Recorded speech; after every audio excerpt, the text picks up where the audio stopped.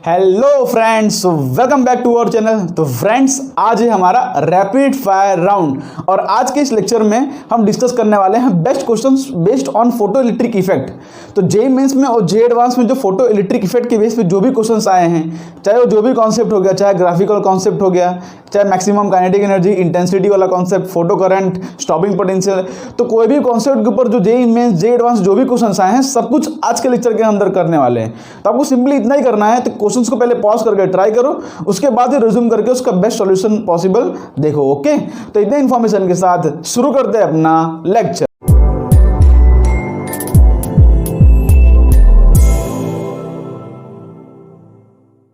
तो फ्रेंड्स, शुरू करते हैं अपना लेक्चर। हम क्वेश्चंस बाय क्वेश्चन कॉन्सेप्ट को डिस्कस करेंगे और मैं होप करता हूं कि आपने लेक्चर सारे देखे होंगे क्वेश्चंस को ट्राई करने से पहले, बिकॉज नहीं तो कॉन्सेप्ट समझने में आपको दिक्कत पड़ेगी। अगर हम लेक्चर देखा होगा तो हम सारे कॉन्सेप्ट एक दूसरे से रिलेट कर पाएंगे। ठीक है, तो लेक्चर जरूर से देख लेना ये सारे क्वेश्चन सॉल्व करने से पहले। तो देखो, पहला क्वेश्चन जो आपके स्क्रीन पर आ चुका होगा, एक बार पॉज करके ट्राई कर लो क्या कह रहा है क्वेश्चन। ठीक है, तो क्वेश्चन क्या कह रहा है, when a wavelength of radiation falling on the metal surface is change from 500 to 200, the maximum kinetic energy becomes 3 times larger. मतलब वेवलेंथ को हम चेंज कर रहे हैं तो काइनेटिक एनर्जी बढ़ जा रही है। और सिंपल हमको इसका इक्वेशन नहीं बताया कि काइनेटिक एनर्जी मैक्स का इक्वेशन क्या होता है। अगर वेवलेंथ के टर्म में बात करें तो hc/λ माइनस वर्क फंक्शन जो कि होता है फाई। क्लियर है, हमारे पास ये फॉर्मूला है। ओके, क्या बोल रहे हैं, वेवलेंथ को 500 से लेकर 200 कर रहे हैं तो काइनेटिक एनर्जी 3 times लार्जर हो जा रहे हैं। ओके, तो यहाँ पर क्या हो रहा है, ध्यान से देख सकते हो क्या हो रहा है। पहले काइनेटिक एनर्जी मान लो हम के ही था, मान लो पहले काइनेटिक एनर्जी के ही था, तो हमारा वेवलेंथ जो है, पहले वेवलेंथ कितना है 500 नैनोमीटर। तो यहाँ पे आ जाएगा 500 माइनस वर्क फंक्शन सेम रहेगा, बिकॉज मेटल सरफेस जब तक सेम है तब तक वर्क फंक्शन सेम रहेगा। ठीक है, वर्क फंक्शन चेंज नहीं करता भाई, फ्रीक्वेंसी बढ़ाने से, वेवलेंथ बढ़ाने से वर्क फंक्शन चेंज नहीं करता, क्योंकि वो किसी पर्टिकुलर मेटल के लिए वो फिक्स होता है। क्लियर है, उसके वेवलेंथ को चेंज कर रहे हैं 500 से 200।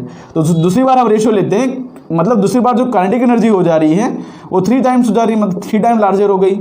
और हमारा वेवलेंथ कितना हो गया, hc/200 माइनस 5। हम दोनों को रेशियो ले रहे हैं डायरेक्टली। ठीक है, और इसे हम दोनों को रेशियो लेंगे। ध्यान से देखो, hc की वैल्यू हमने आपको डायरेक्टली शॉर्टकट बताया था। अगर आपको इलेक्ट्रॉन वोल्ट में आंसर निकालना हो, देखो सारे ऑप्शन तो इलेक्ट्रॉन वोल्ट में, तो hc का मैंने शॉर्टकट में आंसर बताया था। अगर आपको वैल्यू नैनोमीटर में दिया हो तो आप डायरेक्टली जो है E इक्वल टू,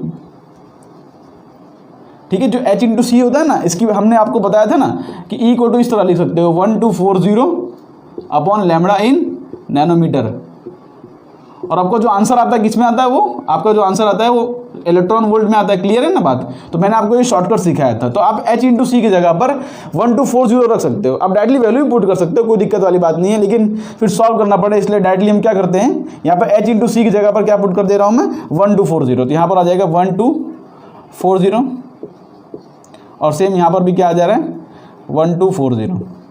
क्लियर है, बस इसको सॉल्व करना है। आपको जो आंसर वर्क फंक्शन, हमको ये यहाँ से फाई की वैल्यू ढूंढनी है। ठीक है, तो फाई की वैल्यू कैसे ढूंढेंगे, हम दोनों को रेशियो लेंगे। आप ध्यान से देखोगे तो क्या हो जाएगा, यहाँ से 0 से 0 कैंसिल और ये अप्रॉक्सीमेटली 2.4 के आसपास आएगा। ठीक है, यहाँ से ये 0 से 0 कैंसिल, ये 10, तो ये अप्रॉक्सीमेटली मतलब कि 62 आ रहा है, मतलब 6.2 आएगा। तो क्या आ जाएगा, ध्यान से देखोगे कि 1/3 इक्वल टू 2.4 माइनस 5/6.2 माइनस 5, यही तो आ रहा है। तो बस इसको सॉल्व कर लो, आपका आंसर आ जाएगा equal to 7.2 minus 3/5।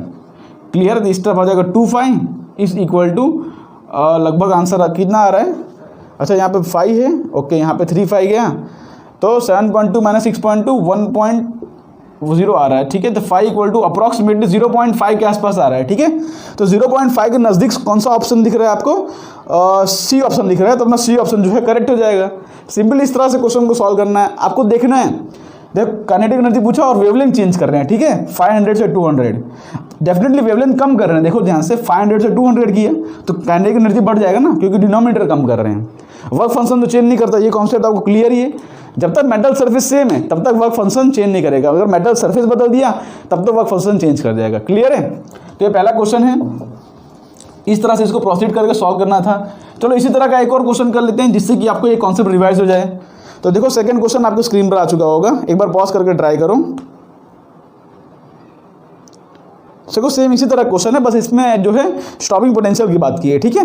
When a radiation of wavelength lambda is used to illuminate a metallic surface, stopping potential v है। मतलब लैम्बडा था तो v है, और जब 3 लैम्बडा हो गया तो v/4 हो गया, ठीक है। हमको जो है थ्रेशोल्ड वेवलेंथ निकालना है, मतलब f0 की वैल्यू, लैम्बडा नॉट की वैल्यू निकालनी है। तो कैसे करेंगे इसको, हमको पता है काइनेटिक एनर्जी मैक्स का ये फॉर्मूला है हमारे पास, क्या hc बाई लैम्बडा माइनस 5। तो यहाँ पे काइनेटिक एनर्जी मैक्स यहाँ पर लिख देते हैं E into v0 is equal to hc by lambda minus 5। बात क्लियर है ना। तो यहाँ पे हमको क्या दिया है, हमको पहले v था, ठीक है, तो पहले इसको v रखो, तो हमारा ये फॉर्मूला था, और तब हमारा जो है ये लैम्बडा था, ठीक है। और दूसरी बार क्या है, दूसरी बार ये रख गया ये v/4 हो गया, ठीक है। तो E इंटू v/4 हो जाएगा, और क्या होगा इक्वल टू ये क्या, ये यहाँ से कितना हो गया 3 लैम्बडा हो गया, ठीक है। तो hc/3 lambda minus 5। Work function change नहीं करेगा बिकॉज एक ही मेटल सरफेस पे गिरा रहे हैं, तो दोनों का रेशियो लोगे ध्यान से, तो E इंटू v कैंसिल हो जाएगा, ये 4 ऊपर चला जाएगा, तो 4 इक्वल टू यहाँ पे h इंटू सी की अगर वैल्यू रखें, और ध्यान से देखा जाए कि threshold wavelength of the metallic surface, हमको थ्रेशोल्ड वेवलेंथ निकालना है यहाँ पे, तो इसकी जगह पर लिख देता हूँ मैं hc/λ0, ये λ0 ही तुमको निकालना है, ठीक है। तो hc/λ0 क्लियर है ना। ये तो वैल्यू फिक्स होती है ना λ0, क्योंकि ये पर्टिकुलर किसी मेटल सरफेस के लिए डिफाइंड होती है। तो ध्यान से देखो कि इनमें से hc कॉमन निकल के कैंसिल हो जाएगा, देखो hc कॉमन निकलेगा और कैंसिल हो जाएगा, तो बचेगा क्या, ध्यान से देखोगे तो ऊपर बच जाएगा 1/λ माइनस 1/λ0, ठीक है, 1/λ माइनस 1/λ0, और नीचे क्या बच रहा है 1/3λ माइनस 1/λ0। बस इसका रेशियो लेकर सॉल्व कर लो। तो ध्यान से देखोगे कि लैम्बडा इंटू λ0 ऊपर क्या आ रहा है, यहाँ पे आ रहा है λ0 माइनस लैम्बडा अपॉन नीचे का तो डिनोमिनेटर कैंसिल ही हो जाएगा, और यहाँ पे क्या आ जाएगा λ0 माइनस 3 लैम्बडा, क्लियर है। अपॉन 3 भी आएगा, वो 3 ऊपर मल्टीप्लाई हो जाएगा, ठीक है। इसको सॉल्व कर लो सिंपली, कुछ नहीं किया मैंने, देखो ध्यान से λ0 माइनस लैम्बडा किया, इसका जो डिनोमिनेटर है वो कैंसिल ही हो जाएगा, और जो यहाँ पे 3 बचेगा ऊपर आ जाएगा, ठीक है। तो इस तरह से आ रहा है, तो बस इसको आप सॉल्व कर लेते हैं। यहाँ पे हो जाएगा 4λ0 minus 12λ, 4 3 12 equal to 3λ0 minus 3λ, clear है। तो यहाँ से क्या हो जाएगा, ध्यान से देखोगे कि λ0 इक्वल टू आ रहा है 9λ, λ0 इज इक्वल टू आ रहा है 9λ, और अपने को क्या दिया है, if the threshold wavelength is nλ, तो हमारी n की वैल्यू क्या हो गई, इसके अंदर n की वैल्यू हो गई 9। तो बस इस तरह से क्वेश्चन को प्रोसीड करना था। रेशियो वाले क्वेश्चन देखना आपको किस तरह सॉल्व करना है, आपको वैल्यू पुट करने की जरूरत है कि नहीं। यहाँ पे क्या है कि थ्रेशोल्ड वेवलेंथ पूछा था, तो h इंटू सी तो वैसे भी निकल गया, ठीक है, उसकी जरूरत ही नहीं पड़ेगी, कॉमन निकलेगा कैंसिल हो जाएगा, नीचे से कॉमन कैंसिल, ओके। इस तरह से क्वेश्चन को प्रोसीड करना था, ओके। तो ऐसा कोई भी क्वेश्चन आएगा अब तो आप कर ही लोगे। चलो फिर अब नेक्स्ट क्वेश्चन करते हैं। जितने वैरायटी ऑफ क्वेश्चन पॉसिबल है सब करेंगे, जेईई मेंस के क्वेश्चन भी करेंगे, जेईई एडवांस के क्वेश्चन भी करेंगे, ओके। तो अब देखो थर्ड क्वेश्चन जो आपके स्क्रीन पर आ चुका होगा, क्या दिया है क्वेश्चन के अंदर, अब ये ग्राफ दिया है हमको, इस ग्राफ को हमको समझना है, ठीक है। पहले एक बार पॉज करके ट्राई करो। तो ग्राफ कुछ इस तरह से दिया है, स्टॉपिंग पोटेंशियल का ग्राफ दिया है और फ्रीक्वेंसी का ग्राफ दिया है, क्लियर है। हमको पता है, अगर थोड़ा ग्राफ समझाऊँ आपको, हमको इस तरह से पता है कि हमारे पास E इंटू v0 अगर देखा जाए तो HF माइनस 5 आता है, इस तरह से ग्राफ, ठीक है। तो यहाँ से अगर v0 किया जाए तो HF by E minus 5/E, ठीक है। तो इसके अगर हम ग्राफ ड्रॉ कर देते हैं तो कुछ इस तरह से हमारा ग्राफ आता है, याद करो, ये हमारा जो है इंटरसेप्ट जो कि होता है 5/E, क्लियर है, नेगेटिव इंटरसेप्ट, और यहाँ से इस तरह से हमारा ग्राफ आता है। और एग्जैक्टली ये वाला पॉइंट, अगर ये फ्रीक्वेंसी और स्टॉपिंग पोटेंशियल का ग्राफ है ना, तो एग्जैक्टली हमारा ये वाला पॉइंट क्या होता है, एग्जैक्टली हमारा ये वाला पॉइंट होता है F0, क्लियर है ना। F इक्वल टू F0 पे जो है जस्ट मतलब हमारा थ्रेशोल्ड फ्रीक्वेंसी वाली कहानी आती है। तो यहाँ पे कुछ इस तरह से ग्राफ ड्रॉ किया, जो नेगेटिव वाला इसको ड्रॉ ही नहीं किया है, ओके।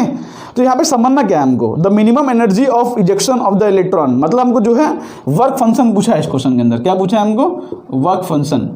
और वर्क फंक्शन क्या होगा, वर्क फंक्शन होगा h into F0, work function क्या होगा h इंटू F0 ना, क्योंकि दोनों ये F0 तो कांस्टेंट क्वांटिटी है भाई, यही तो हमारा वर्क फंक्शन होता है, क्लियर है। और यहाँ पे हमको F0 की वैल्यू भी दी है, यहाँ पे ये वैल्यू हमको 5 दिया है, ध्यान से देखो ये हमको 5 दिया गया है क्वेश्चन के अंदर, और बोला है कि यहाँ पे जो फ्रीक्वेंसी होगी इंटू 10⁻14 करना है, ठीक है, जो भी फ्रीक्वेंसी आएगी इंटू 10⁻14, मतलब सिंपली हमको F0 की वैल्यू 5 इंटू 10⁻14 हर्ट्ज दिया है अगर देखा जाए तो। सॉल्व पड़ रहा है ना क्वेश्चन के अंदर, एक्जैक्टली हमको ये वाला पॉइंट दिया है क्वेश्चन के अंदर, देखो ग्राफ ऊपर की तरफ जा रहा है। और तो कुछ इस क्वेश्चन के अंदर जो स्लोप वगैरह दिया है ना उसका काम नहीं है, बिकॉज इसमें तो हमको स्लोप मिलेगा ना। स्लोप तो हमारा मिलेगा क्या, ये देखो h/e, तो h/e से तो हम कुछ नहीं निकाल सकते, वो तो कांस्टेंट होता है, स्लोप से कोई लेना देना नहीं है। यहाँ पे क्या है, हमको f0 मिल गया, तो हम और फ्रीक्वेंसी f0 ये मिल गया, तो बस खत्म। अब वर्क फंक्शन क्या होता है, h × f0, तो बस h × f0 कर दो, आपका आंसर जो है आ जाएगा एकदम।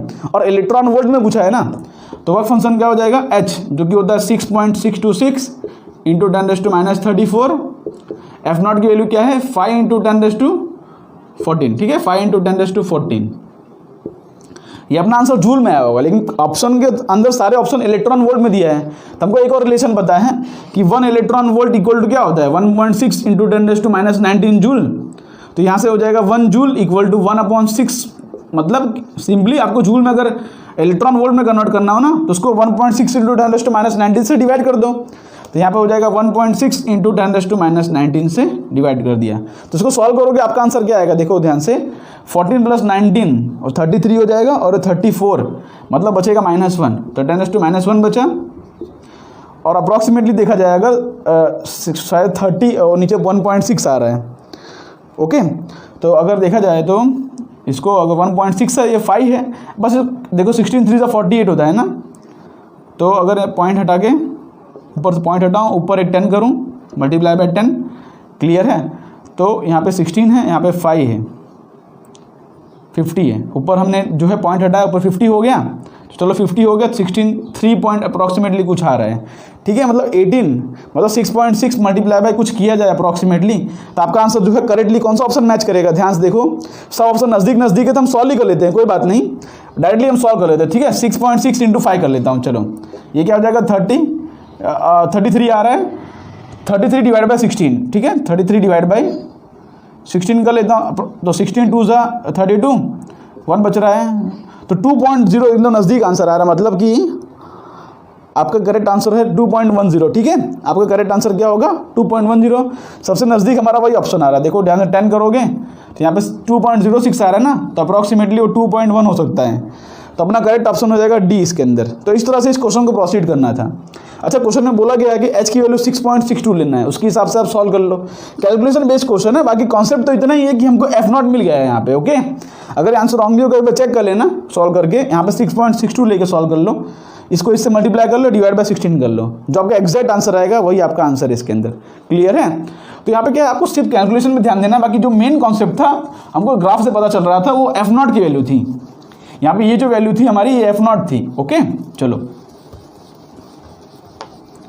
होप से क्वेश्चन समझ पड़ा होगा। चलो इसके बेस पर करते हैं नेक्स्ट क्वेश्चन। नेक्स्ट क्वेश्चन क्या कह रहा है, in a photo electric effect experiment the graph of stopping potential versus reciprocal of wavelength is shown in the figure as the intensity is increased. मतलब सिंपली हमको जो है V0 और 1/λ का ग्राफ दिया है, ठीक है, मतलब समझे इस तरह से हमको ग्राफ दिया गया है। यहाँ पे अपना V0 है, यहाँ पे अपना 1/λ है, और इस तरह से ग्राफ दिया है। ओके, क्या बोल रहे हैं, इंटेंसिटी बढ़ाने से क्या होगा, इंटेंसिटी बढ़ाने से क्या होगा। तो आपको मैंने कॉन्सेप्ट समझाया था कि इंटेंसिटी बढ़ाने से होता क्या है,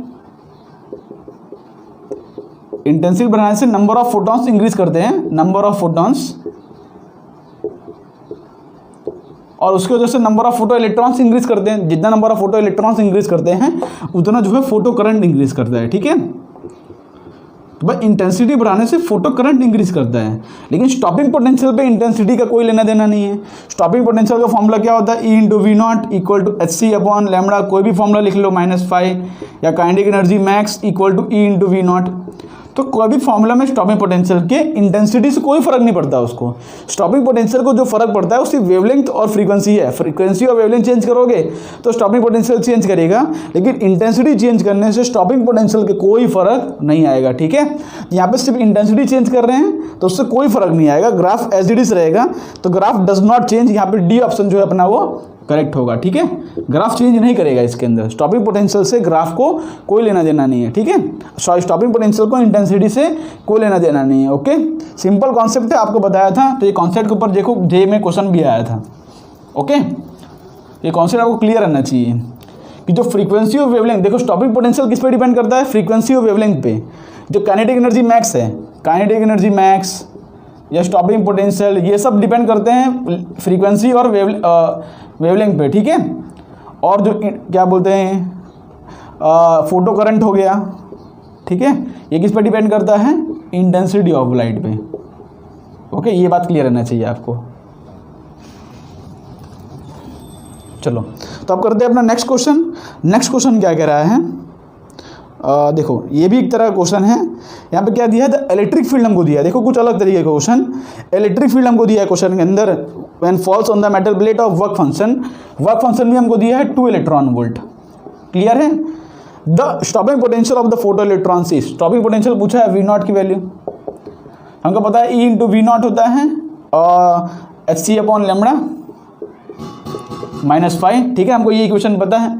तो अब इलेक्ट्रिक फील्ड के इक्वेशन में क्या देख सकते हैं, हमको पता है कि जो E इक्वल टू क्या होता है, E0 cos, देखो ध्यान से x के टर्म में दिया है kx माइनस ओमेगा टी, ये हमारा फॉर्मूला होता है। तो यहाँ पे जो k की वैल्यू होती है ना वो 2π/λ होती है। k की वैल्यू क्या होती है, 2π/λ, आपको पता ही होगा। तो सिंपली इसको कंपेयर कर लो, देखो x का कोफिशिएंट, तो x के कोफिशिएंट में क्या लिखा है 2π/, देखो 2π/λ इज इक्वल टू 2π/5 × 10⁻⁷। तो यहाँ से लैम्बडा की वैल्यू क्या हो जाएगी 5 × 10⁻⁷। तो यहाँ से हम देख सकते हैं कि जो हमारी लैम्बडा की वैल्यू आ रही है वो 5 × 10⁻⁷ आ रही है, ठीक है। ओके ओके, बस इतना ही दिया है हमको। और हमको h × c की वैल्यू भी दी है, ठीक है, 12375, इसकी हमको वैल्यू दी है, ठीक है, 12375 अपॉन लैम्बडा इन एमस्ट्रॉन्ग, ठीक है। लैम्बडा एमस्ट्रॉन्ग में रखना है, हमारा ये जो आंसर आया है मीटर में आया है, इसको एमस्ट्रॉन्ग में कन्वर्ट करो। देखो ध्यान से, देखो हमको दिया है क्वेश्चन, हिंट दिया है हमको कि 12375 अपॉन लैम्बडा इन एमस्ट्रॉन्ग में कन्वर्ट करो इसको, तो क्या हो जाएगा 5000 × 10⁻⁻10। तो हम लिख सकते हैं ना 5000 एमस्ट्रॉन्ग। आपको लैम्बडा यहाँ पे 5000 पुट करना है, तो 12375 डिवाइड बाई 5000 -2, ठीक है। हमारा सारा आंसर किस में आएगा, इलेक्ट्रॉन वोल्ट में ही आएगा। हमारा सारा आंसर किस में आएगा, इलेक्ट्रॉन वोल्ट में। क्लियर है। तो यहाँ पे E × V0 की वैल्यू आ रही है, तो इसको सॉल्व कर लेते हैं। देखो ध्यान से, अप्रॉक्सीमेटली ये देखो 5000 है ना, इसको 5 से कैंसिल कर लेता हूँ, तो ये हो जाएगा 1000, ये 5 2 10, 2 बचा, 5 4 20, 3 बचा, 5 7 35, 2 बचा, 5 5 25।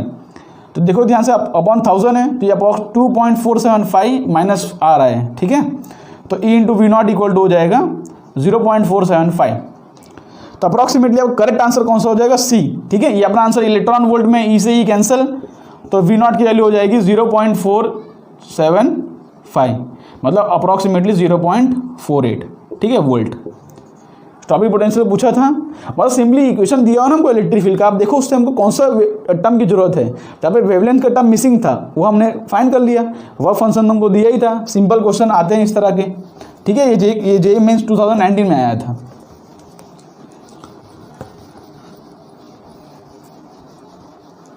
ओके, तब नेक्स्ट क्वेश्चन ट्राई करो, देखो क्या बोल रहे हैं। ये क्वेश्चन 1987 में आया, बहुत पुराना क्वेश्चन है, जब हम पैदा भी नहीं हुए तब के क्वेश्चन है ये क्वेश्चन। ओके, क्या बोला है, photo electric effect supports quantum nature of light because, बस simply photo electric effect quantum nature of light को सपोर्ट क्यों करता है। मैंने आपको 3 रीजन दिया था उसके पीछे, ठीक है। पार्टिकल नेचर क्यों support, sorry, photo electric effect particle nature क्यों सपोर्ट करता है, ठीक है। तो यहाँ पे उसके पास देखो पहला ऑप्शन क्या दिया है, there is a minimum frequency of light below which no photo electrons are emitted. सही बात है ना, कि देखो अगर हम उसको वेव नेचर मान के चलें, आपको मैंने समझाया था तीन रीजन।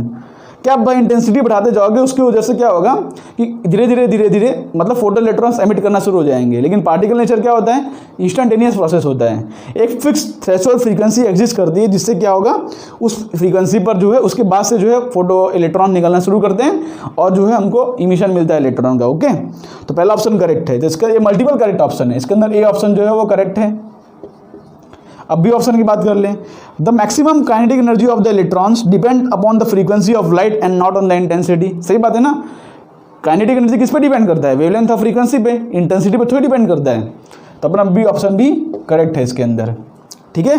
ये पार्टिकल नेचर ऑफ लाइट के अंदर ही हम देख सकते हैं, लेकिन अगर हम वेव नेचर मान के चलें तो ये ऑप्शन करेक्ट नहीं होता। इसलिए बोल रहे हैं ना photo electric supports quantum nature of light.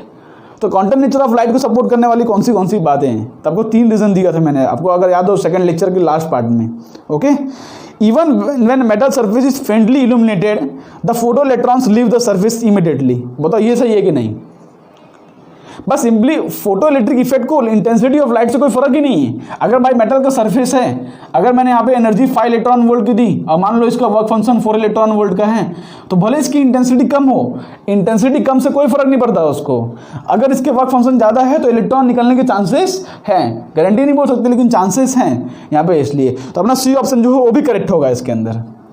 समझो क्वेश्चन में बोलना क्या चाह रहा है वो, कि भाई इसको फ्रेंडली इल्यूमिनेट करोगे, मतलब इंटेंसिटी इसकी कम भी रखो, लेकिन तो भी क्या बोल रहा है, the photo electrons leave the surface immediately. ये एकदम इंस्टेंटेनियस प्रोसेस होता है।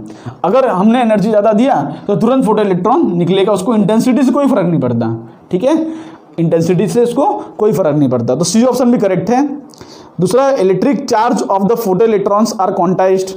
तब डी ऑप्शन के बारे में तो कुछ कह नहीं सकते, इलेक्ट्रिक चार्ज Q = NE होता है, तो उससे फोटो इलेक्ट्रिक इफेक्ट से कोई फर्क नहीं पड़ता भाई, ये तो हमने सीखा ही नहीं है भाई। Q = NE से फोटो इलेक्ट्रिक इफेक्ट से क्या लेना देना है, क्लियर है। तो अपना तो करेक्ट ऑप्शन है इसके अंदर A, B और C ऑप्शन है। इस तरह से इस क्वेश्चन को प्रोसीड करना था, ओके, समझना था यहाँ पे।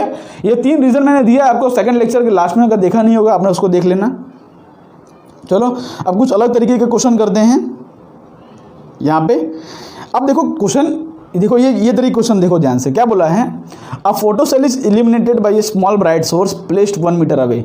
बहुत अच्छा क्वेश्चन है, ये कॉन्सेप्ट है हमारा, ये क्वेश्चन एक कॉन्सेप्ट है, इसको आप नोट कर लेना। क्या है, photo cell is illuminated by a small bright source placed 1 metre away, ठीक है, हाँ ठीक है। When the same source of light is placed 1/2 meter away, the number of electrons emitted by the photocathode would। क्या बोल रहे हैं पता है, यहाँ पे हमने एक लाइट सोर्स रखा है, हमने यहाँ पे लाइट सोर्स रखा है जो कि मान लो इससे जो है 1 मीटर अवे है, ठीक है। मान लो हमारे पास जो एक एनोड होता है, यहाँ पे कैथोड होता है, ठीक है, कैथोड और एनोड होते हैं, क्लियर है। ये हमारा एनोड है, ये हमारा कैथोड है। मान लो इससे जो डिस्टेंस है 1 मीटर का है, एग्जाम्पल। तो 1 मीटर से अगर हमने डिस्टेंस 1/2 मीटर कर दिया तो नंबर ऑफ फोटो इलेक्ट्रॉन्स पे क्या फर्क पड़ेगा। देखो पहली बात तो क्वेश्चन के अंदर नंबर ऑफ फोटो इलेक्ट्रॉन्स की बात कर रहे हैं। अगर मतलब स्टॉपिंग पोटेंशियल की बात करते हैं तो कोई चेंज नहीं होता, लेकिन नंबर ऑफ फोटो इलेक्ट्रॉन्स की बात कर रहे हैं ना, मतलब सिंपली जो नंबर ऑफ फोटो इलेक्ट्रॉन्स हैं वो तो इंटेंसिटी ऑफ लाइट पे डिपेंड करता है। नंबर ऑफ फोटो इलेक्ट्रॉन्स किस पे डिपेंड करता है, इंटेंसिटी ऑफ लाइट पे। और आपको ये भी पता होगा जो इंटेंसिटी होता है वो डिस्टेंस पर भी डिपेंड करता है ना। इंटेंसिटी जो होता है वो डिस्टेंस पर डिपेंड करता है ना भाई। सिंपली हमको पता है इंटेंसिटी का ये फॉर्मूला होता है, I = अगर इसको पूरे स्पीयर में कन्वर्ट करें तो P/4πr², हमारे पास ये फॉर्मूला है, ठीक है भाई। मतलब किसी सोर्स ऑफ लाइट से अगर इंटेंसिटी इस तरह से बाहर निकलती है, ठीक है, स्फेरिकल डायरेक्शन में पूरा निकलती है, तो हमारा इंटेंसिटी का फॉर्मूला यही तो आता है, P/4πr²। मतलब सिंपली जो इंटेंसिटी होता है ना वो 1/r² के प्रोपोर्शनल होता है। मतलब जैसे से दूर जाओगे, बस सिंपली कोई बल्ब हो, उसका जितना दूर जाओगे उसकी इंटेंसिटी इतनी कम होती जाएगी ना, जितना नज़दीक आओगे उतना आपको ब्राइट दिखेगा वो, समझ रहे हो। नज़दीक में एकदम ब्राइट होता है, फिर थोड़ा दूर जाओगे कम होता जाता है, फिर एक समय आता है उसकी ब्राइटनेस चली जाती है ना, बल्ब की दिखना बंद हो जाता है आपको, समझ रहे हो। तो अलग अलग वाट के बल्ब आते हैं, तो यहाँ पे इन्वर्सली प्रोपोर्शनल टू 1/r² है, ठीक है। तो यहाँ पे हमारा ये फॉर्मूला आता है, मतलब इंटेंसिटी जो होता है ना 1/r के प्रोपोर्शनल होता है। इसको आप नोट कर लो, अगर नहीं पता हो तो। पता हो तो यहाँ पे देखो ध्यान से, 1 मीटर से उन लोगों ने 1/2 मीटर कर दिया, 1 मीटर से उन्होंने 1/2 मीटर कर दिया, तो उससे नंबर ऑफ फोटो इलेक्ट्रॉन्स पे क्या फर्क पड़ेगा भाई। नंबर ऑफ फोटो इलेक्ट्रॉन्स किस पे डिपेंड करता है, इंटेंसिटी पे, और इंटेंसिटी किस पे डिपेंड करता है, डिस्टेंस पे। तो डिस्टेंस को उन्होंने और कम कर दिया, तो इंटेंसिटी जो है डबल हो जाएगी ना।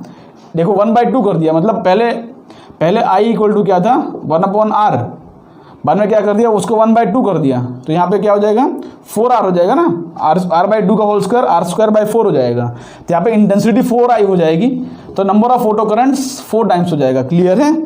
तो अपना increase by A factor of 4, अपना ए ऑप्शन जो है इसके अंदर वो करेक्ट होगा, ए ऑप्शन करेक्ट होगा, बिकॉज 1/r² के प्रोपोर्शनल होता है, क्लियर है। ये कॉन्सेप्ट नोट कर लो अगर नहीं पता है तो। इसके बेस पर 2-3 क्वेश्चन आए हुए हैं, उसको हम करते हैं, ठीक है। तो इसी कॉन्सेप्ट के बेस पे एक और क्वेश्चन करते हैं,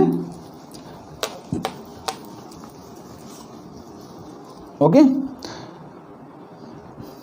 तो देखो नेक्स्ट क्वेश्चन 1992 में भी आया था इस कॉन्सेप्ट के बेस पे। क्या बोल रहे हैं, when a monochromatic point source of light is at a distance of 0.2 metre from the photo electric cell, the cut off voltage and the saturation current.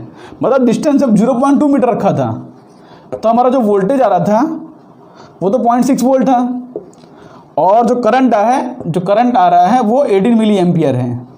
ठीक है, उसके बाद क्या बोल रहे हैं कि जब इसको 0.6 मीटर कर दें तो वोल्टेज और करंट पे क्या फ़र्क पड़ेगा। ठीक है, वोल्टेज और करंट पे क्या फ़र्क पड़ेगा।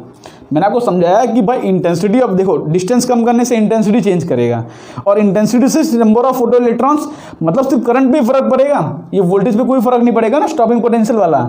ये तो सिर्फ फ्रीक्वेंसी और वेवलेंथ पे डिपेंड करता है। जो इंटेंसिटी है सॉरी जो करंट है वो इंटेंसिटी पर डिपेंड करता है। तो आप डिस्टेंस को बढ़ा रहे हो, देखो डिस्टेंस को बढ़ा रहे हो तो इंटेंसिटी कम होगी ना, ये तो सेम ही रहेगा 0.6 वोल्ट, इसमें कोई चेंज नहीं आएगा।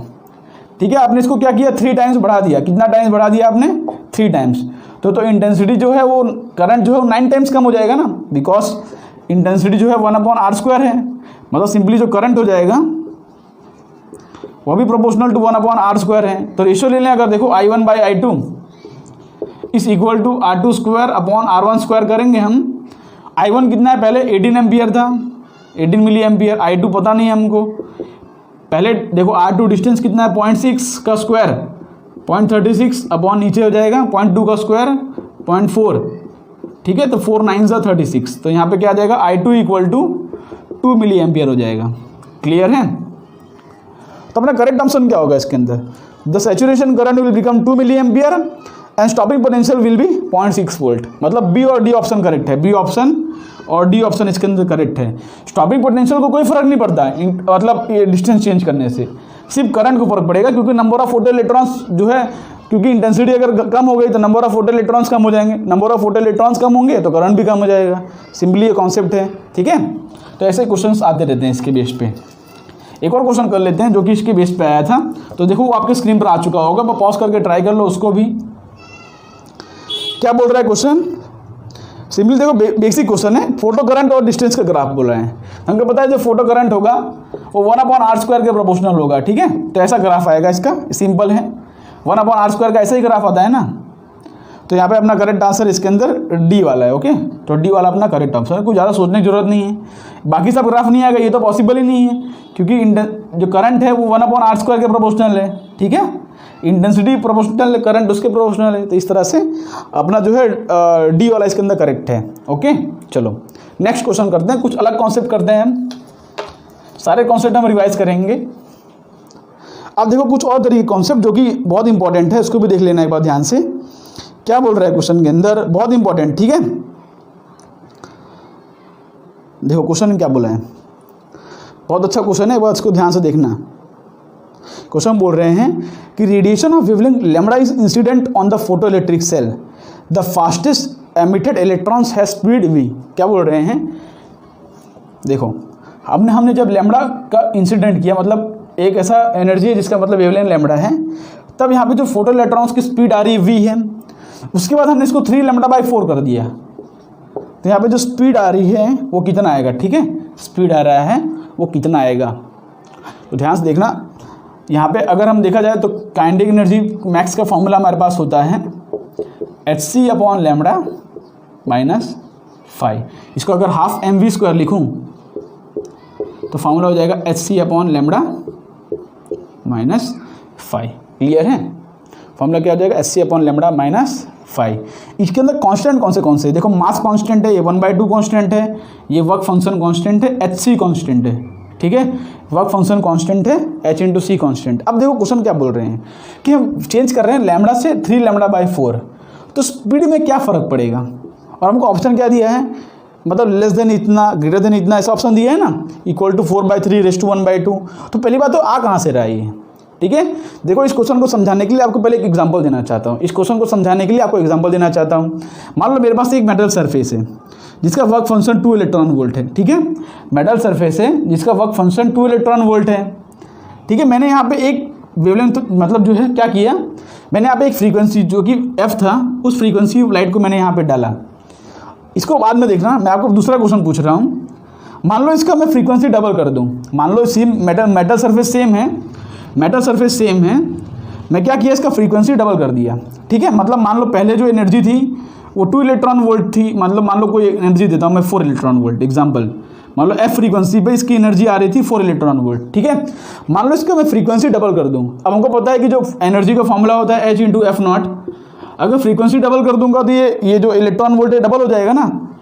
तो अगर मैं यहाँ पे 2f फ्रीक्वेंसी कर दूंगा तब यहाँ पे 8 इलेक्ट्रॉन वोल्ट की एनर्जी पड़ेगी। समझ रहे हो क्वेश्चन का? लेकिन वर्क फंक्शन तो अभी भी सेम है। तो काइनेटिक एनर्जी कितना आ रहा है? इसके अंदर काइनेटिक एनर्जी कितना आया हमको पता है, ये माइनस दिस, तो हम इसके अंदर काइनेटिक एनर्जी आ रहा है 2 इलेक्ट्रॉन वोल्ट। और इसके अंदर काइनेटिक एनर्जी कितना आ रहा है? इसके अंदर काइनेटिक एनर्जी आ रहा है 8 - 2 6 इलेक्ट्रॉन वोल्ट। मतलब सिंपली इसको करने का मेरा इतना ही लॉजिक है कि फ्रीक्वेंसी को डबल करने से जरूरी नहीं कि काइनेटिक एनर्जी डबल हो। फ्रीक्वेंसी को डबल करने से जरूरी नहीं है कि काइनेटिक एनर्जी डबल हो, बिकॉज हमारे पास जो फॉर्मूला है ना, ये देखो काइनेटिक एनर्जी का जो फॉर्मूला है HF - phi, तो काइनेटिक एनर्जी और फ्रीक्वेंसी डायरेक्टली रिलेटेड नहीं है। ये फाई वाला टर्म भी आ रहा है एक्स्ट्रा, समझ रहे हो ना। और दूसरी तरह समझा जाए तो देखोगे ध्यान से, फ्रीक्वेंसी तो हमने डबल कर दिया, चलो हमने एनर्जी गिवन डबल कर दिया, लेकिन माइनस तो एक ही क्वांटिटी कर रहे हैं ना, मतलब वर्क फंक्शन तो सेम ही है ना। HF माइनस क्वांटिटी सेम कर रहे हो ना आप। पहले 4 में से अभी आपने 2 माइनस किया, बाद में इसको डबल कर दिया, लेकिन उसमें से भी आप 2 माइनस कर रहे हो।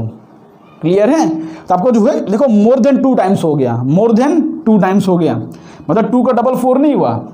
ठीक है, 3 टाइम्स नहीं बोल सकते, तो यह वैल्यू लिया, दूसरा कोई वैल्यू लो। मान लो इसको अगर आप 5 कर दो, 5 इलेक्ट्रॉन वोल्ट, तो यहाँ पे डबल में कितना हो जाएगा 10 इलेक्ट्रॉन वोल्ट। तो यहाँ पे इसमें कितना आ रहा है 3 इलेक्ट्रॉन वोल्ट आ रहा है, और इसमें कितना आ रहा है 8 इलेक्ट्रॉन वोल्ट। तो हमेशा जो वैल्यू आएगी ना मोर देन 2 टाइम्स आ रहा है, देखो मोर देन 2 टाइम्स, कोई ऐसी वैल्यू नहीं आएगी जिसमें 2 टाइम्स से कम आएगा। क्लियर है? ये बात आपको समझना है, क्योंकि आप क्वांटिटी सेम माइनस कर रहे हो। देखो ये वर्क फंक्शन थोड़ी चेंज करेगा, मेटल सरफेस सेम रखा तो वर्क फंक्शन चेंज नहीं करेगा। बहुत इंपॉर्टेंट कॉन्सेप्ट है, इसके बेस पर 2-3 क्वेश्चन कराता हूँ आपको। क्लियर है? तो यहाँ पे आप इसको भी समझते हैं। तो मोर देन 2 टाइम्स, तो यहाँ पे पहली बात तो ग्रेटर देन ऑप्शन आएगा अपना, तो अपना सी ऑप्शन अपने करेक्ट लग रहा है, लेकिन तो भी हम करते हैं। देखो कैसे करेंगे हम इसको, हम क्या बोल रहे हैं, बाद में जो उसकी वेलोसिटी हमको निकालना है। ठीक है, मान लेता हूँ उसकी जो वेलोसिटी हो गई v डैश, दोनों को रेशियो ले रहा हूँ, v डैश का whole square equal to hc upon कितना दिया है 3 λ/4, तो 3 λ/4 ये आ रहा है, माइनस देखो क्वांटिटी तो सेम माइनस कर रहे हैं ना, क्वांटिटी क्या माइनस कर रहे हैं सेम। अब आपने क्या करता हूँ, मैं दोनों को माइनस करता हूँ। ठीक है, दिस माइनस दिस करता हूँ, तो क्या हो जाएगा, ध्यान से देखोगे ये हाफ एम तो कांस्टेंट हो जाएगा, इसको भी साइड में रखो, इसकी कोई जरूरत नहीं है। तो v1 square minus v square इस इक्वल टू क्या आ रहा है, इसमें से इसको माइनस करो, ये तो कैंसिल हो जाएगा, 5 और 5 तो कैंसिल हो जाएगा। ठीक है, आ क्या रहा है 4/3 माइनस 1/3 हो जाएगा 1/3 SC/λ। देखो इसमें से इसको माइनस करोगे, ये तो कैंसिल हो जाएगा, ये आ रहा है अपना। क्लियर है?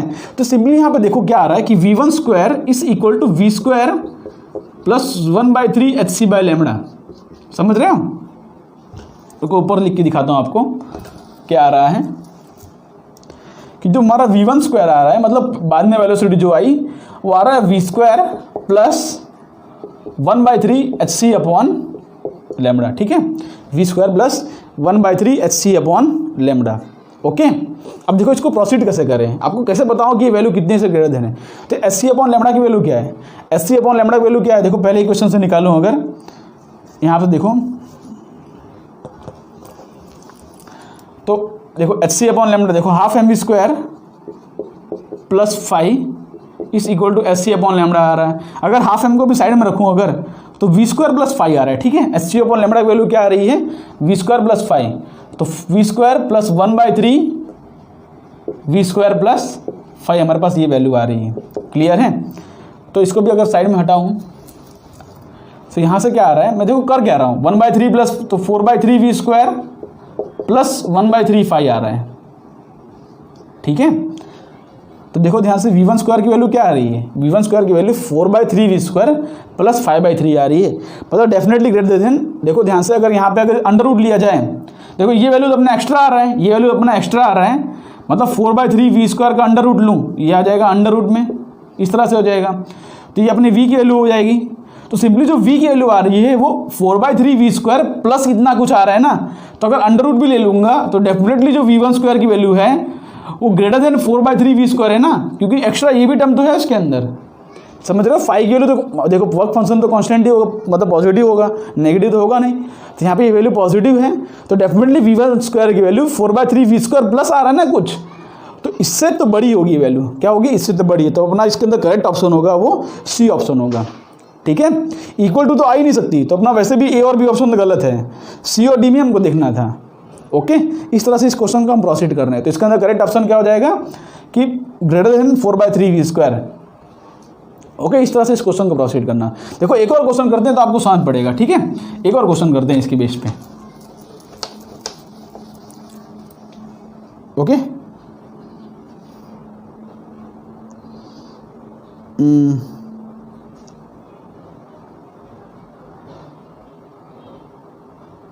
तो देखो नेक्स्ट क्वेश्चन जो आपके स्क्रीन पर आ चुका होगा, बाबा देखो सेम उसी तरह क्वेश्चन है। मतलब देखो आपको समझा दो, अगर तो काइनेटिक एनर्जी का फॉर्मूला क्या आ रहा है, hc/λ-5। मतलब जरूरी नहीं कि आप जस्ट फ्रीक्वेंसी के टर्म में लिखो तो hf-5, तो जरूरी नहीं कि आप फ्रीक्वेंसी डबल कर लो काइनेटिक एनर्जी डबल होगी। फ्रीक्वेंसी डबल करने से kinetic energy more than 2 times आ रही है, ठीक है, मोर देन डबल आ रही है, ये बात समझना। देखो उसके बेस पे क्वेश्चन है, the maximum velocity of photo electrons emitted from the surface v when the light of frequency n, frequency को 3n कर दिया तो मैक्सिमम वेलोसिटी कितनी होगी, ठीक है, क्या बोल दिया पहले, इसकी जो वेलोसिटी थी वो v थी, ठीक है, तो v² इक्वल टू, ठीक है, फ्रीक्वेंसी n रखा है उन्होंने तो nh-5, उसके बाद में पता नहीं कितना हो रहा है, ठीक है, तो हमने v1 ले लिया इक्वल टू 3nh, क्योंकि हम इसको ट्रिपल कर दिया है इन्होंने -5, तो फ्रीक्वेंसी को 3 टाइम्स डबल कर, फ्रीक्वेंसी को 3 टाइम्स कर दिया, तो वेलोसिटी पर क्या फ़र्क पड़ेगा, तो दोनों को माइनस करके देख लेते हैं। v1² माइनस v² इस इक्वल टू हो जाएगा 2nh। ओके, ये तो कैंसिल, इसमें हो जाएगा 2nh, तो यहाँ से आ रहा है v1² इस equal to v² plus 2nh, तो यहाँ से nh की वैल्यू क्या आएगी, v² प्लस 5, ठीक है, nh की वैल्यू क्या आ रही है, v² प्लस 5, तो यहाँ से देखो v1² की वैल्यू आ रही है 3v² प्लस 2/5, तो डेफिनेटली v1² की वैल्यू देखो ध्यान से, v1² की वैल्यू ग्रेटर देन √3v है ना, v1 की वैल्यू ग्रेटर देन √3v है ना, अंडर रूट लोगे भाई, दोनों का अंडर रूट लोगे, एक्स्ट्रा 2/5 का टर्म भी तो आ रहा है इसके अंदर, तो डेफिनेटली वो ग्रेटर देन होगा, तो more than under root of 3v, more than under root of 3v इसके अंदर जो है करेक्ट ऑप्शन होगा। ओके, इस तरह से इस क्वेश्चन को हमको प्रोसीड करना था। ओके, समझ रहे हो ना कैसे प्रोसीड कर रहे हैं, मतलब डबल करने से जरूरी नहीं कि वेलोसिटी डबल हो जाए या 4 टाइम्स हो जाए, ऐसा कोई डायरेक्ट रिलेशन नहीं है, आपको उसको देखना पड़ेगा कितना हो रहा है, ठीक है। चलो अब करते हैं नेक्स्ट क्वेश्चन। अब देखो ये क्वेश्चन भी एक बार देख लो, कुछ अलग तरीके का है, मतलब अलग नहीं है, एक इसको आपको बस सॉल्व करना है। Okay, when photo electrons of λ1 are incident on isolated sphere, जो stopping potential is v, when λ2 is used the stopping potential become 3 times. Okay, when λ3 is used then find the stopping potential, मतलब बोल रहे हैं कि जब हमने λ1 wavelength use किया तो स्टॉपिंग पोटेंशियल आ रहा है v, जब हमने λ2 यूज़ किया तो स्टॉपिंग पोटेंशियल 3 टाइम्स हो गया, ठीक है, 3v हो गया। ओके ओके, और हम λ3 यूज़ कर रहे हैं तब स्टॉपिंग पोटेंशियल कितना होगा हमको ढूंढना है, ठीक है, स्टॉपिंग पोटेंशियल कितना होगा हमको ढूंढना है। तो पहले λ1 और λ2 के लिए लिख लेते हैं, इसके लिए क्या हो जाएगा, E into v is equal to hc/λ1 minus 5, उसके लिए क्या हो जाएगा, E into 3v is equal to hc/ okay, हाँ ठीक है, hc/λ2 माइनस 5, तो दोनों को माइनस करेंगे कितना हो जाएगा, 2ev, 2ev इक्वल टू, देखो दोनों को माइनस करते हैं तो 5 तो कैंसिल हो जाएगा, ये 3 - 1 2 हो जाएगा, और hc/λ2 माइनस hc/λ1, ठीक है, हमारे पास ये आ रहा है।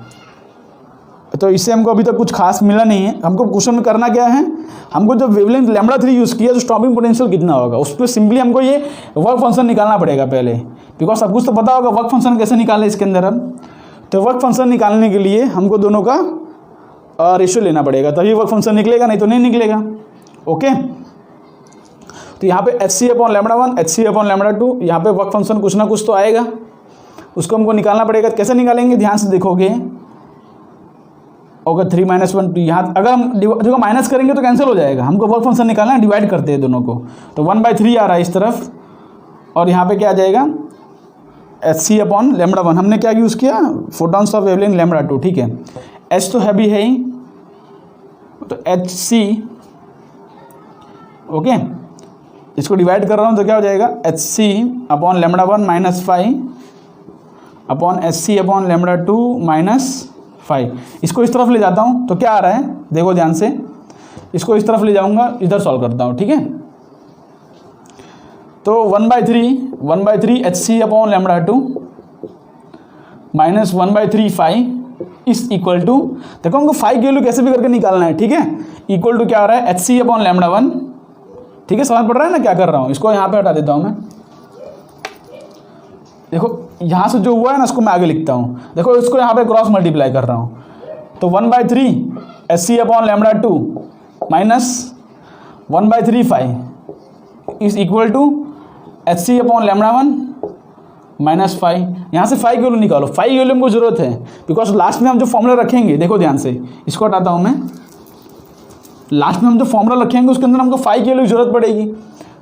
तो यहाँ पे हो जाएगा, देखो ध्यान से, ये इस तरफ जाएगा, या तो इसको इस तरफ ले आता हूँ, ठीक है। इसको इस तरफ ले आऊँगा तो हो जाएगा 2/3 5 is equal to h C upon lambda 1 minus 1/3 h C upon lambda 2। ये आ रहा है ना, हाँ क्लियर है। चलो अब यहाँ पे इसको मल्टीप्लाई करो तो 5 की वैल्यू कितनी आ रही है, 3/2 एच सी अपॉन लेमड़ा 1 माइनस 3 से 3 कैंसिल और 1/2 एच सी अपॉन लेमड़ा 2, ठीक है। इस तरह से आएगा, हमको 5 की वैल्यू मिल गई। अब लास्ट में क्या बोल रहे हैं, लेमड़ा 3 जब यूज़ किया तब स्टॉपिंग पोटेंशियल कितना होगा, ठीक है। तो स्टॉपिंग पोटेंशियल हम देखते हैं क्या होगा, एच सी अपॉन लेमड़ा 3 माइनस 5 आएगा, 5 की जगह पर हम ये वैल्यू पुट करो, तो एच सी अपॉन लेमड़ा 3 माइनस 3/2 एच सी अपॉन लेमड़ा 1, देखो माइनस ये है तो ये प्लस हो जाएगा, प्लस 1/2 एच सी अपॉन लेमड़ा 2। तो हमारा ये ऑप्शन इसके अंदर करेक्ट है। देखो कौन सा ऑप्शन मैच कर रहा है। अच्छा यहाँ पे ई इंटू वी नॉट होगा ना, तो यहाँ पे ई इंटू वी नॉट की वैल्यू है तो यहाँ पे नीचे ई भी आ जाएगा, ओके। तो देखो कौन सा ऑप्शन मैच कर रहा है, 3/2 है, 3/2 तो एक ही ऑप्शन में दिख रहा है, डी ऑप्शन में, तो अपना जो डी ऑप्शन जो है वो करेक्ट होगा, ठीक है। तो यहाँ पे कौन सा ऑप्शन करेक्ट है इसके अंदर, डी ऑप्शन। और किसी ऑप्शन में 3/2 तो नहीं है ना, हाँ नहीं, देखो माइनस 3/2 एच सी अपॉन लेमड़ा 1, ओके। तो अपना जो है डी ऑप्शन करेक्ट है। इस तरह से इस क्वेश्चन को प्रोसीड करना था, ओके। होप से क्वेश्चन समझ पड़ा होगा। सिर्फ कैलकुलेशन बेस्ड क्वेश्चन था, मतलब इसमें थोड़ा बहुत यहाँ वहाँ उठा के वैल्यू यहाँ पे पुट करना था बस। चलो अब करते हैं अपना नेक्स्ट क्वेश्चन। अब थोड़े बहुत ग्राफिकल क्वेश्चन देख लेते हैं जो कि आए हुए हैं, इंपॉर्टेंट है,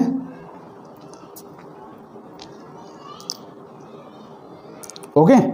तो देखो ये क्वेश्चन जो है जे एडवांस 2015 में आया था, ग्राफिकल क्वेश्चन के अंदर। For a photoelectric effect with photo electrons of wavelength lambda the stopping potential is V naught, identify the variation of V naught with lambda and 1/λ। तो हमने वी नॉट विथ 1/λ तो graph draw किया है कि भाई E into v naught equal to होता है H C upon lambda minus 5, clear है। तो हमने 1/λ का ग्राफ ड्रॉ किया है, कैसे आता है, y equal to mx plus c compare करके हम करते थे, तो हमारे पास इस तरह का ग्राफ आता है भाई। यहाँ पे वी नॉट हो और यहाँ पे 1/λ हो, तो यहाँ पे इसको अगर ई से डिवाइड कर दूँ तो यहाँ पे इस तरह से आता है ग्राफ, ओके। ये अपना क्या है, ये अपना होता है 5/e, ओके क्लियर। ये अपना एग्जैक्टली 1/λ0। तो अपना 1/λ वाला में तो सी ऑप्शन करेक्ट है। दूसरा क्वेश्चन है कि लैम्बडा विथ लैम्बडा भी बताना है हमको, ठीक है। तो विथ लैम्बडा ग्राफ ड्रॉ करेंगे, विथ लैम्बडा, देखो अपॉन में, ठीक है, 1/में है ये। तो ग्राफ कैसा आएगा बताओ, विथ लैम्बडा ड्रॉ करूंगा तो ग्राफ कैसा आएगा, वी नॉट इस 1/, देखो हमने 1/λ ग्राफ ड्रॉ कर दिया, स्ट्रेट लाइन बनेगा। लेकिन विथ लैम्बडा आएगा तो देखो 1/λ आ रहा है ना यहाँ पे, वी नॉट, देखो यहाँ पे वी नॉट इस तरह से आ रहा है ना, तो ग्राफ कैसे बनेगा, तो सिंपली यहाँ पे जो ग्राफ बन के आएगा वो ए ऑप्शन में बना है वैसा होगा, इस तरह से, क्लियर है। इस तरह से ग्राफ आएगा। ध्यान देखोगे, देखो ध्यान से, ये जो वेवलेंथ है ना अपना, ये वेवलेंथ, इसके बाद जो है फोटो इमिशन नहीं होगा, ये अपनी मैक्सिमम वैल्यू है, ठीक है। ये अपना क्या है, मैक्सिमम वैल्यू है लैम्बडा का, और ये अपना क्या है, वी नॉट। इसके बाद जो है फोटो इमिशन नहीं होगा। आपको याद भी होगा कि हमारी जो लैम्बडा की वैल्यू थी वो लेस देन और इक्वल टू किसी λ0 से कम होनी चाहिए, ठीक है। मतलब किसी एक मैक्सिमम वैल्यू के बाद जो है फोटो इमिशन नहीं होगा, ठीक है, क्योंकि उसके बाद वो वैल्यू कम हो जाएगी ना, क्योंकि काइनेटिक एनर्जी का फॉर्मूला क्या है, H C upon lambda minus H सी अपॉन λ0। तो अगर λ0 से कम हो गया, देखो ये कम हो गया तब तो चलेगा, पर लैम्बडा अगर λ0 से बड़ा हो गया, मतलब ये बड़ा हो गया तो ये वैल्यू ओवरऑल छोटी हो जाएगी, तो काइनेटिक एनर्जी नेगेटिव मिलेगा, जो कि पॉसिबल नहीं होता। क्लियर है? तो इसके अंदर ये अपना करेक्ट ऑप्शन आता है 1/λ के प्रोपोर्शनल। तो अपना जो है ए ऑप्शन करेक्ट है। Okay, A option. बाकी सब ऑप्शन तो वैसे भी रॉन्ग है। ओके, लीनियर तो होता नहीं, मतलब बी तो वैसे भी गलत है, डी भी गलत है। ओके, इस तरह से इंक्रीज तो करेगा नहीं। चलो अब करते हैं अपना नेक्स्ट क्वेश्चन ग्राफिकल कॉन्सेप्ट के बेस पे। देखो क्वेश्चन बहुत अच्छा है ये वाला, इसको आप ध्यान से एक बार सोच के इसको ट्राई करना। ठीक है, क्वेश्चन क्या बोल रहा है? A photo electric effect is performed at 2 different intensity I1 and I2। Choose the correct option of variation of stopping potential versus frequency of light. बहुत अच्छा क्वेश्चन है ये। क्या बोल रहे हैं कि अलग अलग इंटेंसिटी पर ड्रॉ किया है। ठीक है, एक I1 इंटेंसिटी है पे ड्रॉ किया है, एक I2 इंटेंसिटी पे ड्रॉ किया है। तो कैसा ग्राफ आएगा? सोचो ध्यान से और अपना ऑप्शन लॉक करो। V है और अपना ये फ्रीक्वेंसी है। ठीक है, सोच लो एक बार, पॉज करके ट्राई करूँ। अब बताता हूँ इसको। पता है इसके अंदर कौन सा ऑप्शन आपको करेक्ट लग रहा है? ए लग रहा है कि बी लग रहा है, सी लग रहा है, कौन सा है? तो मेरे को आप सिंपली एक ही क्वेश्चन है कि इंटेंसिटी चेंज करने से स्टॉपिंग पोटेंशियल चेंज करता है क्या? फ्रीक्वेंसी चेंज करती है? कुछ नहीं चेंज करता भाई। इंटेंसिटी चेंज करने से स्टॉपिंग पोटेंशियल वगैरह फ्रीक्वेंसी कुछ नहीं चेंज करता। तो सिंपली अपना जो ग्राफ आएगा ना, दोनों मतलब कि चाहे I1 इंटेंसिटी पे ड्रॉ करो, चाहे I2 इंटेंसिटी पे ड्रॉ करो, कोई भी फैक्टर पे चेंज नहीं करेगा। E × V0 is equal to HF - phi। इसमें से कोई भी फैक्टर चेंज नहीं होगा। ठीक है, इंटेंसिटी चेंज करने से। तो अपना सिंपली ऐसा ही ग्राफ आएगा। ठीक है, दोनों के लिए सेम ग्राफ आएगा, चाहे I1 इंटेंसिटी हो चाहे I2 इंटेंसिटी हो। इंटेंसिटी चेंज करने से ना ही स्टॉपिंग पोटेंशियल चेंज करेगा, ना ही F0, ना ही कुछ नहीं चेंज करेगा। क्लियर है? तो अपना इसके अंदर डी ऑप्शन जो है वो करेक्ट है। डी ऑप्शन इसके अंदर करेक्ट है। ओके, इस तरह से इस क्वेश्चन को प्रोसीड करना था। तो बस देखते हैं और कोई क्वेश्चन रह गया हो तो बस आज के लिए इतना ही रखते हैं फिर। ओके, तो होप सो आज का लेक्चर आपको पसंद आया होगा। अगर आज के जो क्वेश्चन हैं आपको अच्छे लगे होंगे तो इस वीडियो को लाइक कर दें। मिलते हैं आपको नेक्स्ट वीडियो में, तब तक के लिए आप पढ़ाई करते रहें। तब तक के लिए बाय बाय।